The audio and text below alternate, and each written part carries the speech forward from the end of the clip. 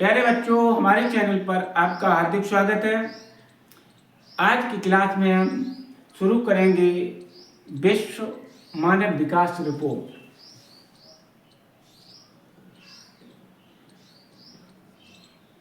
विश्व मानव विकास रिपोर्ट। इस चैप्टर से चाहे किसी भी स्तर की परीक्षा हो, वहाँ पर अधिक से अधिक प्रश्न पूछ दिए जाते हैं और जानकारी के अभाव में प्रश्न जो है वो गलत होने की संभावना रहती है। तो आइए शुरू करते हैं जो परीक्षा उपयोगी बिंदु हैं उन पर वार्तालाप। तो यहाँ पूछ देता है कि मानव विकास रिपोर्ट कब से जो है जारी की गई। तो वर्ष 1990 से मानव विकास रिपोर्ट जारी की गई। अब पूछ देता है क्या वर्ष 1990 से प्रतिवर्ष मानव विकास रिपोर्ट जारी की जाती है या जारी की गई। तो केवल 2012 को छोड़कर प्रतिवर्ष जो मानव विकास रिपोर्ट जारी की जाती है। अब पूछ देता है ये जो HDR अंग्रेजी में मानव विकास रिपोर्ट को संक्षिप्तीकरण रूप में HDR कहते हैं। तो HDR का जो full form human development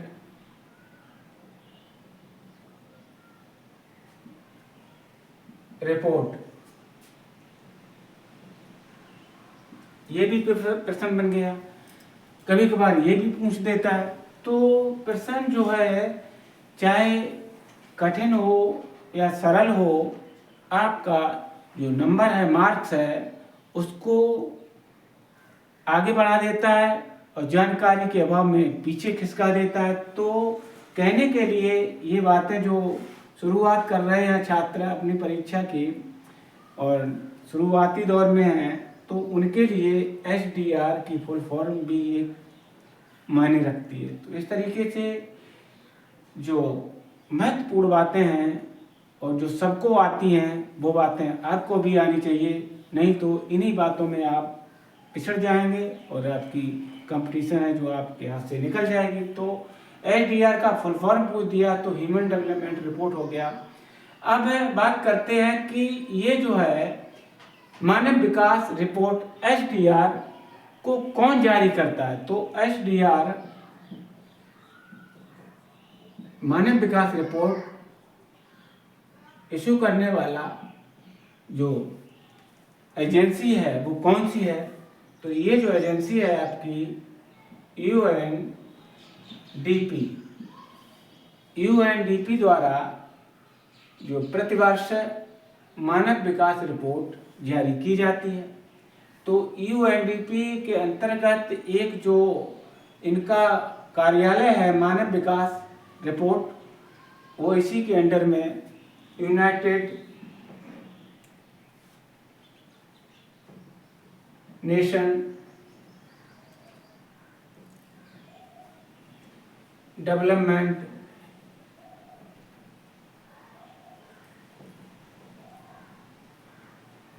programme,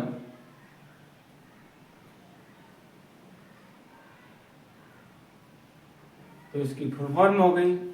UNDP की फुल फॉर्म भी पूछ दी, ये भी सवाल आ जाता है। तो ये आराम से आप यूनाइटेड नेशन डेवलपमेंट प्रोग्राम जो है UNDP की फुल फॉर्म हो गई। अब यहीं से प्रश्न और बना, प्रश्न आपका बना जो UNDP इसका जो मुख्यालय है वो कहाँ है। तो UNDP का मुख्यालय ही पूछ दिया। मुख्यालय से पूर्व इसकी स्थापना ले लीजिए आप। UNDP की स्थापना कब हुई? संयुक्त राष्ट्र विकास कार्यक्रम। इसकी स्थापना कब हुई, तो स्थापना पूछ दिया, तो ये भी याद होना चाहिए। 1965 में यूएनडीपी की स्थापना हुई, लेकिन जो रिपोर्ट वाला जो है वो 1990 में जो मानव विकास इसका कार्यालय है जो यूएनडीपी का, वो जारी करता है इसी के अंडर में। तो इस बात को भी याद में रखना। इस बात को आप ध्यान में रखेंगे तो आसानी से दोनों बातें पता चल जाएंगी। तो स्थापना जो है 1965 में हुई यूएनडीपी की। तो अब पूछ देता है कि यूएनडीपी का जो मुख्यालय है वो कहाँ है, ये भी पूछ सकता है। तो इसका जो मुख्यालय है वह न्यूयॉर्क में है।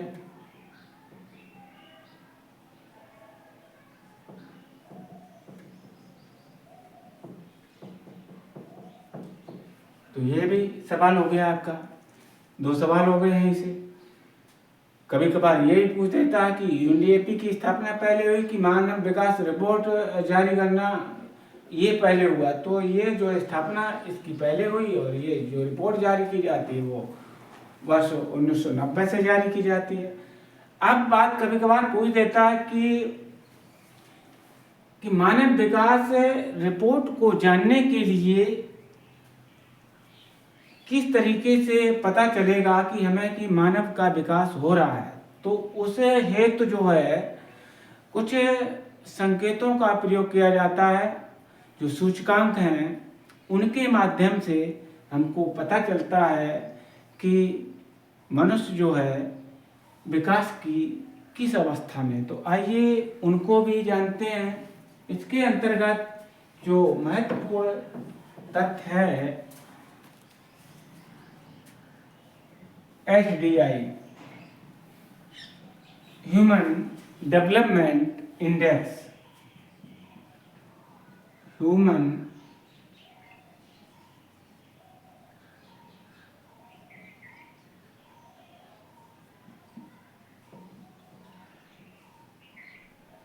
इसकी फुल फॉर्म हुई। तो ह्यूमन डेवलपमेंट इंडेक्स की अवधारणा जो है वो किसके द्वारा विकसित की गई, ये भी यहाँ सवाल हो जाता है। तो HDI की जो अवधारणा है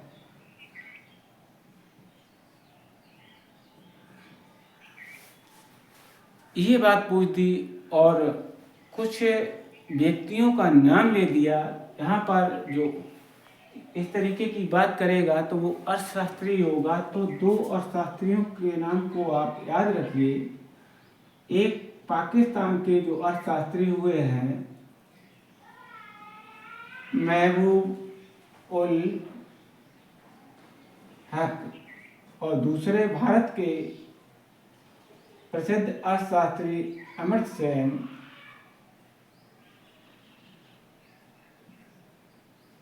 इन दोनों के माध्यम से जो HDI की अवधारणा का विकास हुआ, और ये कब हुआ, ये भी वर्ष 1990 में हुआ। अब जो HDI है ह्यूमन डेवलपमेंट इंडेक्स, मानव विकास सूचकांक, तो वर्ष 2010 से जो HDI की गणना के लिए यूएनडीपी ने HDI की गणना हेतु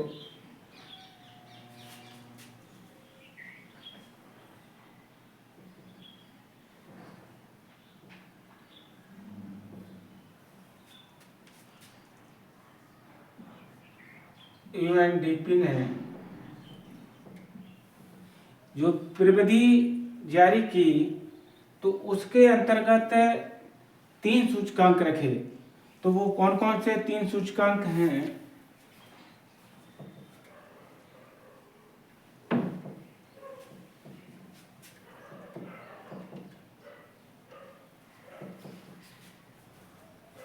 वो सूचकांक 3 है।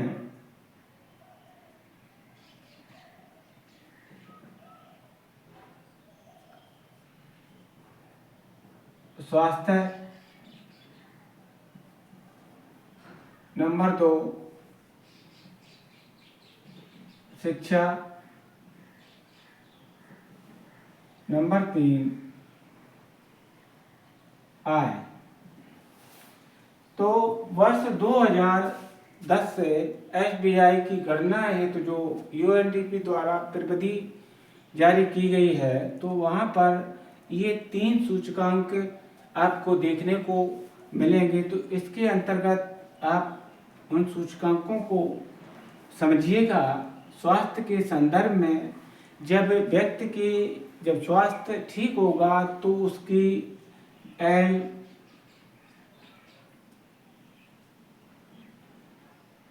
ई आई लाइफ एक्सेप्टेड इंडेक्स, जो मनुष्य की जीवन प्रत्याशा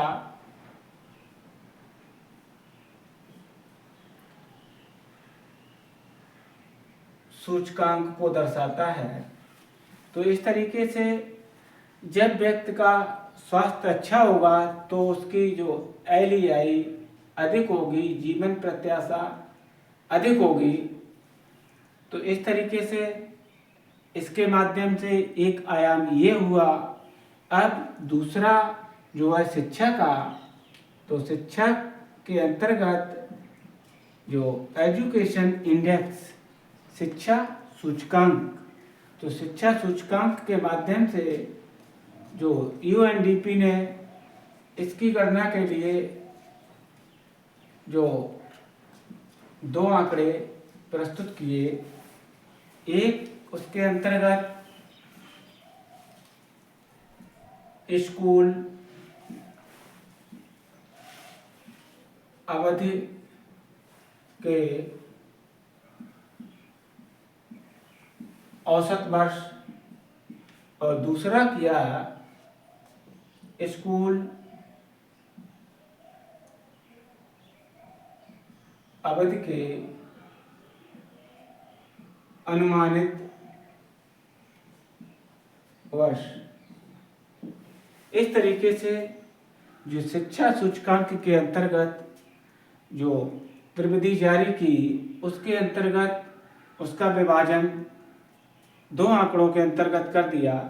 पहला स्कूल अवधि के औसत वर्ष, जो वयस्क शिक्षा ग्रहण करता है, स्कूली शिक्षा ग्रहण करता है कब तक, तो उसका एक औसत वर्ष ये अधिकतम 13.3 के करीब होता है।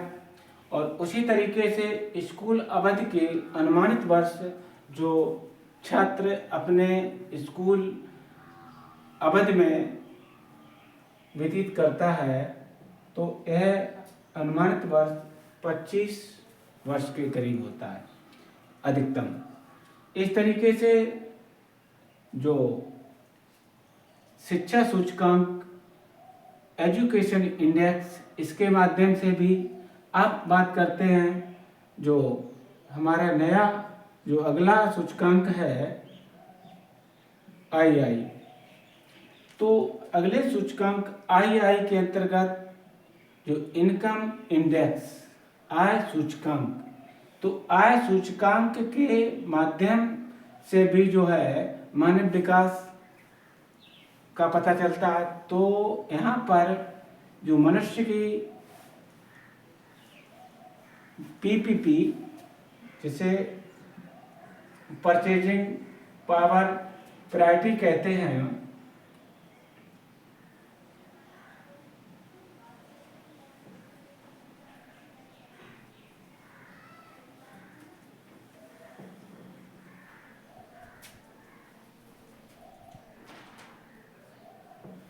तो परचेजिंग पावर प्रायोरिटी जो है, इसके द्वारा भी जो मानव विकास की स्थिति का पता चलता है। तो ये जो 3 सूचकांक हैं, ये यूएनडीपी द्वारा 2010 में विकसित किए गए और इनके माध्यम से हमको मानव विकास के स्तर का पता चलता है। तो ये जो कभी कभार ये आ जाता है कि परचेजिंग पावर पैरिटी जो क्रय सत्य समता सिद्धांत है, ये किसके द्वारा जारी किया जाता है? तो ये वर्ल्ड बैंक द्वारा इसको जारी किया जाता है। तो ये भी बात याद रखना चाहिए कि क्रय सत्य समता जो है सिद्धांत किसके द्वारा जारी किया गया? विश्व बैंक के द्वारा। पीपीपी की फुल फॉर्म क्या होती है? तो परचेजिंग पावर पैरिटी इसकी फुल फॉर्म होती है। तो इस तरीके से इस बात को हमने जाना। जो सूचकांक थे, सूचकांक के अंतर्गत जो महत्वपूर्ण प्रश्न परीक्षा में बन सकते थे उन पर चर्चा किए। अब आइए बात करते हैं जो एसडीआई का माध्य पूछ देता है कभी कभार कि एसडीआई का माध्य जो है वो कैसा होता है। तो एसडीआई ह्यूमन डेवलपमेंट इंडेक्स मानव विकास सूचकांक, इसका जो माध्य है वो ज्यामिति माध्य है।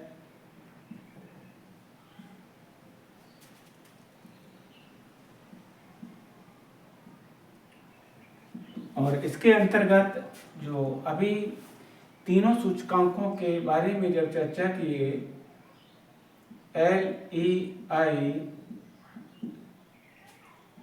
इंटू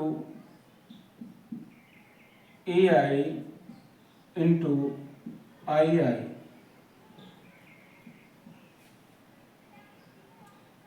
इस तरीके से जो एसडीआई का माध्य है वो ज्यामिति माध्य है।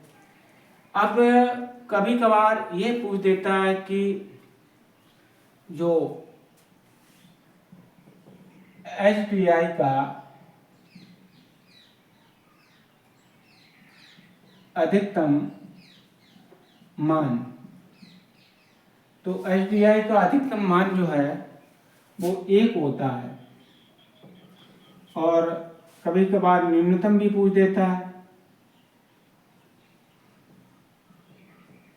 एसडीआई का न्यूनतम मान कितना होता है? तो वो 0 होता है। तो इस तरीके से यहाँ पर जो परीक्षा उपयोगी बिंदु थे उनको हमने अच्छी तरीके से आप लोगों को समझाने का प्रयास किया। तो इनको आप अपनी स्मृति में अवश्य डाल लीजिएगा। अब कभी कभार यह भी पूछ देता है आपसे जो एसडीआई के कितने स्तंभ हैं? तो एसडीआई के जो स्तंभ या आधार वाली बात पूछ देता है।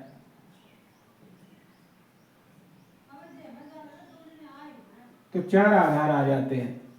तो 4 आधारों के माध्यम से कौन कौन से आधार? नंबर 1 समानता,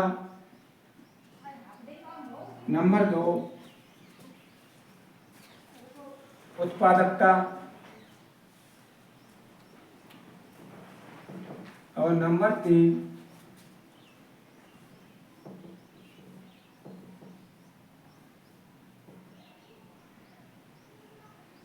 स्थिरता और नंबर 4 सशक्तिकरण।